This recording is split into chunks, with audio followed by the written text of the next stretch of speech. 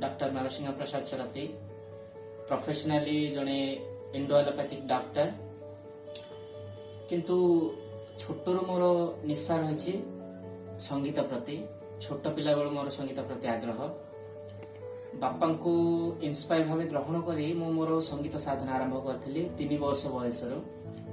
प्रथम करी तबला शिक्षा आरंभ करी बापा पाखरे परवर्ती समय रे मृदंग बजेली कर्नाटकी मृदंगम शिखिली एमती 10 ରୁ 15 प्रकार म्यूजिक इंस्ट्रूमेंट मु बजाई पारे। मो बापा श्री नीलमाधव चरती जे कि जने रिनाउंड टीचर ता सहित जने राष्ट्रपति पुरस्कार प्राप्त मध्य ब्रोंज मेडल विनर हेचंती ताकर निजर कर्तव्य पई तांके मते इंस्पायर हेतिले संगीत रे एवं निजर कर्तव्यनिष्ठ जीवन यापन बितेबारे।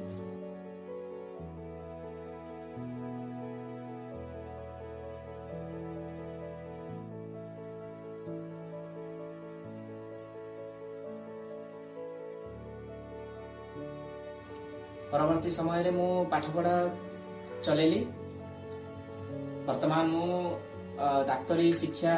शेष करछि डाक्तरी भाबे गोटे क्लिनिकल डाक्तर भाबे परिचित ता सहित संगीत दिग को जदि देखिबा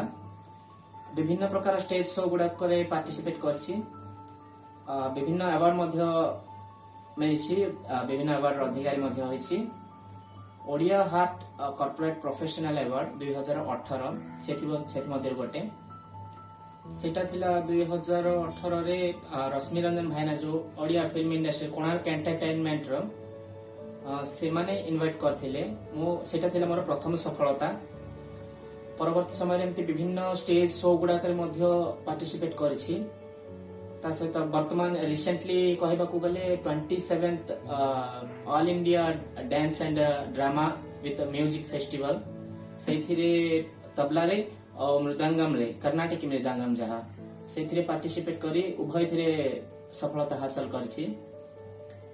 मु चरती शिक्षा और संस्कृति सदन नामक एक अनुष्ठान मध्य करछि जहा कि मो जेजे बापा गुरुश्री श्याम सुंदर चरती स्मृति करछि से जने कविराज थिले ता सहित भल पाला गायक मध्य थिले दासकाठिया मध्य गाउथिले सही अनुष्ठान वर्तमान से संगीत क्षेत्र नुह सोशल एक्टिविटीज रे मध्य से मुंड टेकी उठिछि सोसाइटी रे ता सहित गोटे नेशनल कॉन्फ्रेंस जा करा हेतिला बड़ बड़ नेशनल आर्टिस्ट माननकु इनवाइट करथिलो गोटे छोट गाँ रे नेशनल आर्टिस्ट माननकु नै कि संगीतर प्रचार प्रसार एथिला मोर लक्ष्य जमिति छोट पिल्लाठु आरंभ करी आबाल वृद्ध बनिता समस्ते जमिति संगीत प्रति निजर रुचि को बढ़ाइबे ता सहित निजर संस्कृति परंपरा को जमिति न भूली जानते सेथि प्रति किछि मेसेज मध्ये देइथिलु आमे ता सहित प्रधानमंत्री जो योजना गुडा थिला स्वच्छ भारत योजना ताकू किछि मात्रा रे आमे टिके सफलता जोगे देबा पई गां सारा एमती रैली करथिलु विभिन्न प्रकार कार्यक्रम मान करथिलु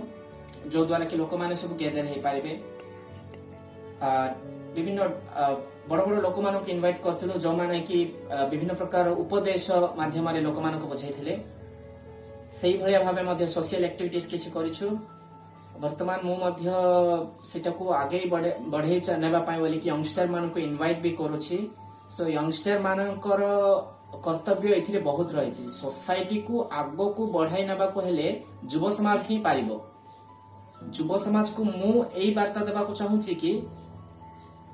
निज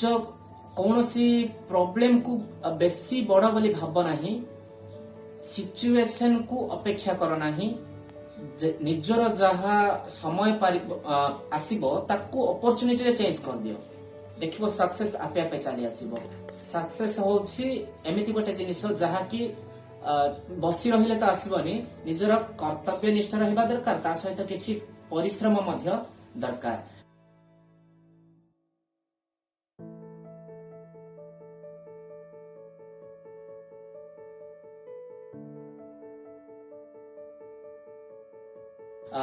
वर्तमान मु एई जगह रे पहुंची छी